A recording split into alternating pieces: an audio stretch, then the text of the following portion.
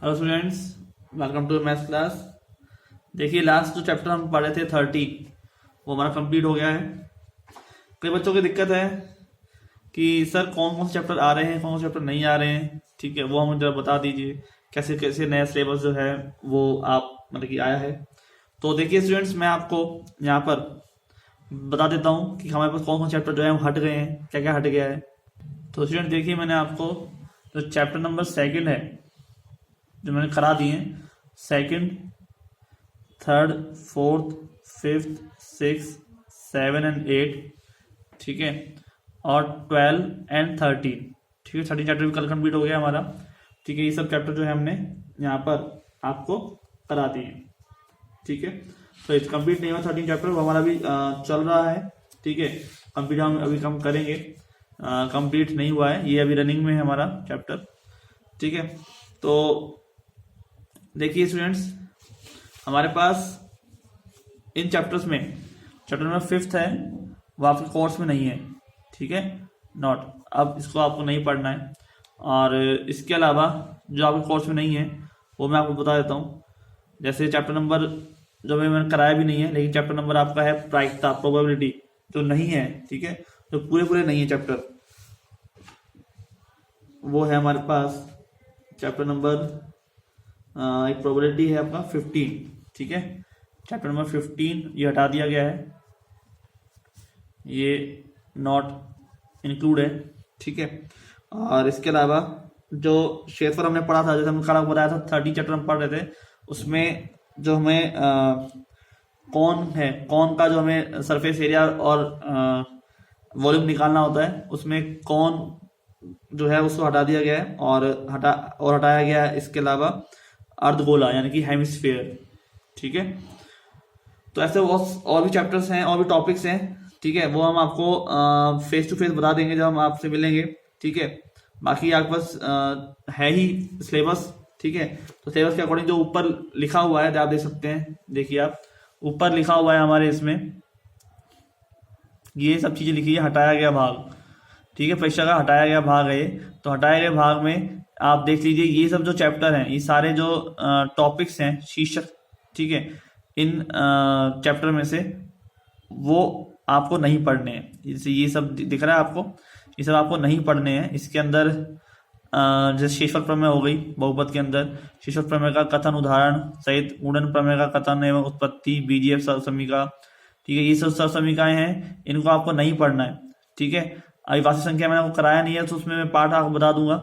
बाकी फिर आपको पढ़ाया चैप्टर नंबर 2, ठीक है। तो चैप्टर नंबर मैंने 2 पढ़ाया आपको, उसमें 2 चरों वाले रैखिक समीकरण पढ़े हैं, उसमें अनुपात, समानुपात, ठीक है, पर उदाहरण है, और 2 चरों वाले रैखिक समीकरण का आलेख है। ये सब जो है आपको नहीं पढ़ना है। आप देखो चैप्टर नंबर जो आपका 5 है, ठीक है, यूक्लिड ज्यामिति वो आपका हट गया है, ठीक है। और रेखाएं, एंगल में से एक ही समांतर रेखाएं नहीं पढ़नी है, एएसए का रूल, आरएचएस का रूल नहीं पढ़ना है आपको, ठीक है, इस तरह से। और समांतर चतुर्भुजों का जो क्षेत्रफल है, ये चैप्टर मैं आपको बता देता हूँ कौन सा चैप्टर है जो हट गया है। एक मिनट रुकिए आप जरा, मैं आपके बुक में से बता देता हूँ देख के कौन सा चैप्टर जो हट गया है। तो ये चैप्टर है आपका चैप्टर नंबर 8 है, ये क्वाड्रिलेटरल्स है ये, ठीक है। और क्वाड्रिलेटरल्स जो है वो भी आपका नहीं पढ़ना है आपको, चैप्टर नंबर जैसे 8 है वो भी आपको नहीं पढ़ना है, ठीक है। तो 3 चैप्टर तो आपके सीधे सीधे हट गए, 15, 8th एंड 5th। बाकी चैप्टर्स में कुछ कुछ पार्ट जो है वो आपका हटा दिया गया है, ठीक है। तो मैं आपको बाकी चीज़ें बता दूंगा। और अब हम यहाँ पे जो है कंप्लीट कर लेते हैं पहले चैप्टर नंबर 13 को, ठीक है। समझ में आ गया होगा आपको कि कैसे कैसे देखना है। तो चैप्टर नंबर 13 हम पढ़ रहे थे, उसमें हम आप आज स्टार्ट करते हैं वॉल्यूम ऑफ ए क्यूबॉइड, ठीक है। पहले हमने क्या पढ़ा था, सरफेस एरिया पढ़ा था, हम पढ़ रहे हैं वॉल्यूम ऑफ ए क्यूबॉइड, ठीक है। इसमें देखिए आप वॉल्यूम ऑफ ए क्यूबॉइड, आपने पहले पढ़ा था सरफेस एरिया, ये आपके पास होता है क्यूबॉइड। क्यूबॉइड क्या होता है, जिसमें 6 पार्ट होते हैं, लेकिन प्रत्येक जो पार्ट होता है ना वो एक रेक्टेंगुलर टाइप का होता है, ठीक है। एवरी पार्ट जो होता है वो कैसा होता है, एक रेक्टेंगुलर टाइप का होता है। और रेक्टेंगुलर टाइप में आप देख सकते हैं कि लेंथ और ब्रेथ कैसी होती है, सेम नहीं होती, ठीक है। एल यानी कि लेंथ जो होती है और जो बी ब्रेथ होती है वो सेम नहीं होती, ठीक है, सेम नहीं होती। तो इसका मतलब प्रत्येक जो इसका हिस्सा होता है, यानी प्रत्येक जो फेस होता है, एवरी फेस, वो एक रेक्टेंगल टाइप का होता है, रेक्टेंगुलर, ठीक है। और इसका हमें निकालना है क्या, वॉल्यूम। तो वॉल्यूम निकालने का मतलब होता है कि इसके अंदर ये कितना हिस्सा ये कंटेन कर सकता है। जैसे इसके अंदर कितने बक्से यानी कि बॉक्सेस आ सकते हैं, इसके अंदर कितनी हवा भरी जा सकती है, इसके अंदर कितने माचिस की डिब्बी हो गई, इसके अंदर कितने गोले रखे जा सकते हैं, जो भी है सामान रखने के लिए जितनी जगह ये लेता है उसे हम क्या बोलते हैं, वॉल्यूम, ठीक है। इसे हम क्या बोलते हैं, वॉल्यूम कहते हैं, जितनी जगह लेता है सामान रखने के लिए। तो वॉल्यूम ऑफ क्यूबॉइड, किसी भी आकृति का अगर आपको वॉल्यूम निकालना है तो वो उसी पर डिपेंड करेगा कि वो कितना स्थान घेरता है, ठीक है। सरफेस एरिया में क्या है कि ऊपर वाला पार्ट भी आता है, लेकिन अगर हम बात करें इसको और जमीन से या दीवार से अगर सटा हुआ हो तो उसी का वॉल्यूम निकलता है, ऊपर वाले पार्ट का वॉल्यूम थोड़ा निकलेगा, ठीक है। तो ऐसी बात नहीं है कि अब हम ऊपर वाले पार्ट को हटा दें, ऐसी बात नहीं कह रहा मैं, लेकिन वॉल्यूम निकालने का मतलब होता है कि इसके अंदर कितना स्थान है कि कोई सी भी चीज उसके अंदर आ जाए तो कितनी आ जाए, ठीक है। आपको इसके साइज के अकॉर्डिंग और जो चीज आप रख रहे हो उसके साइज के अकॉर्डिंग देखकर आपको वॉल्यूम निकालना होता है, ठीक है। तो इस तरह से हम कह सकते हैं कि कैपेसिटी ऑफ द कंटेनर का जो है वो कितना कंटेन कर सकता है, वो आपको क्या देखना है, वॉल्यूम के हिसाब से। तो वॉल्यूम ऑफ अ क्यूबॉइड क्या होता है, देखिए आप, बेस का एरिया और हाइट आप पता ही है, क्योंकि ऊपर वाला हिस्सा तो लिया नहीं जाएगा। बेस का एरिया क्या होता है, एल इंटू बी, ये एल है ये बी है, ठीक है। वॉल्यूम ऑफ ए क्यूबॉइड क्या होता है, बेस एरिया और मल्टीप्लाई हाइट, हाइट यानी कि ये एच। तो बेस का एरिया देखते हैं बस और साथ में लेते हैं हाइट। तो बेस का एरिया मतलब कि लेंथ इंटू ब्रेथ, तो लेंथ है बेस में इंटू ब्रेथ है और इंटू हाइट आई रही है आपके पास, तो L into B into H. H से आपके पास ये हो गया वॉल्यूम का, volume of a cuboid L into B into H, ठीक है। कुछ समझ में आया ना। तो L into B into H type का आपके पास क्या हो जाता है, वॉल्यूम ऑफ ए क्यूबॉइड। अगर हम वॉल्यूम ऑफ ए क्यूब की बात करें तो क्यूब में क्या होता है, साइड्स इक्वल होती हैं। जैसे ये अगर साइड ए है तो ये भी साइड क्या हो जाएगी, ए हो जाएगी, ये भी कितनी हो जाएगी, ए हो जाएगी, सामने वाली उसके भी, ठीक है। ये हाइट भी क्या हो जाएगी, समान हो जाएगी, सब साइड समान होती हैं किसके अंदर, क्यूब के अंदर। तो वॉल्यूम ऑफ क्यूब क्या हो जाएगा, एच मल्टीप्लाई एच। अगर एज इसकी ए है तो उसका मतलब क्या हो जाएगा, ये ए क्यूब। समझ में आ गया ना, कोई दिक्कत नहीं। वॉल्यूम ऑफ अ क्यूब अगर निकालना है, क्योंकि देखो बेस में L into B into H की जगह पर क्या आ जाएगा, सब समान चीज आ जाएगी। तो चाहे आप इसको मान लो एल क्यूब, चाहे मान लो उसको बी क्यूब, या मान लो एच क्यूब, ठीक है, कुछ भी मान सकते हो। तो एज इंटू एज यानी कि मान लो अगर एज ए है तो ए इंटू ए क्या बन गया, ए क्यूब बन गया। अब देखो बेस का जो एरिया है ना, एरिया ऑफ बेस जो है यही लेते हैं हम, क्योंकि सामान रखने के लिए नीचे की जगह तो चाहिए और ज्यादा क्या चाहिए, उसकी ऊंचाई चाहिए, ठीक है। तो ये हिस्सा तो चाहिए नहीं हमारे को, तो बेस का एरिया और साथ में हाइट, तो हाइट तो साथ समान होगी, जितनी हाइट यहाँ पर है उतनी हाइट यहाँ पर है, उतनी हाइट उधर भी है, ठीक है। बॉक्स में साइड समान होगी ना, तो इस हिसाब से क्या हो जाएगा formula, base area multiply height, और बेस एरिया क्या होता है, लेंथ इंटू ब्रेथ, और साथ में क्या आ गया हाइट, तो L into B into H हो गया, ठीक है। जैसे आपसे कहें कि एक क्यूब हैज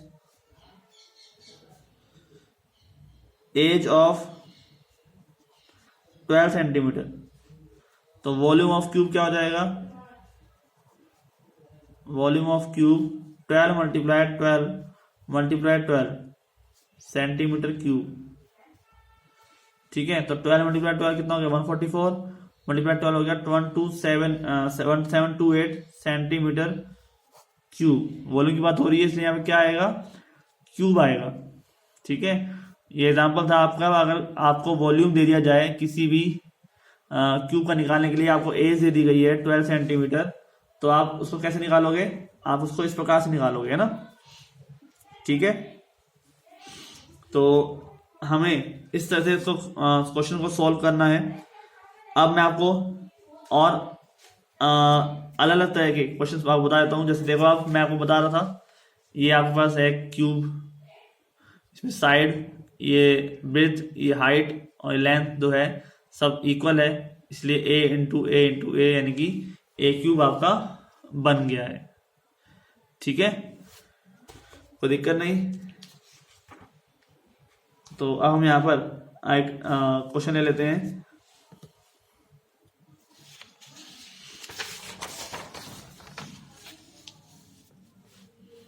हमारे पास एक क्वेश्चन है और क्वेश्चन कहता है हमसे कि a match box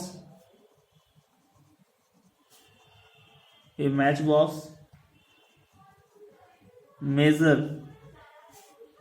4 centimetre multiply 2.5 centimetre multiply 1.5 centimetre. ठीक है, व्हाट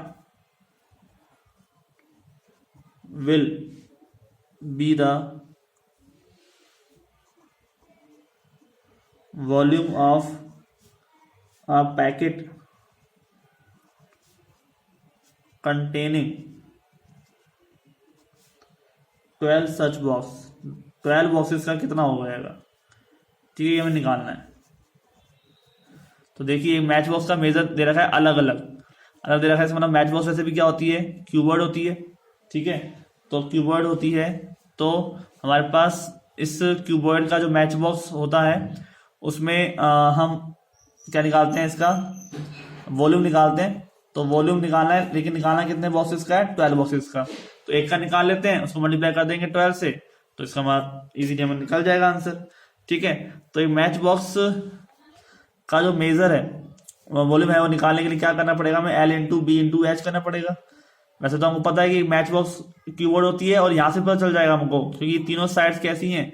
डिफरेंट है। तीनों साइड्स कैसी हैं? डिफरेंट है। तो डिफरेंट है, इसका मतलब क्या है? ये एक कीवर्ड हो जाएगा। डिफरेंट किसकी होती है? कीवर्ड की होती है। ठीक है, तो L into B into H यानी कि 4 मल्टीप्लाई 2.5 मल्टीप्लाई 1.5। ठीक है, और ये क्या आ जाएगा आपके? पॉइंट हटा दीजिए 10, यहाँ पॉइंट हटा दीजिए 10 लग जाएगा। ठीक है, तो 5 3 जा 15, 5 2 जा 10, 5 5 जा 25, 5 2 जा 10, 2 2 जा 4, कैंसिल हो गया। 5 3 जा कितना हो गया? 15। तो वॉल्यूम कितना आ गया? 15 आ गया एक मैच बॉक्स का। और आपसे कहा गया है कि आप वॉल्यूम ऑफ ए पैकेट निकालो जिसमें अंदर 12 बॉक्स हो।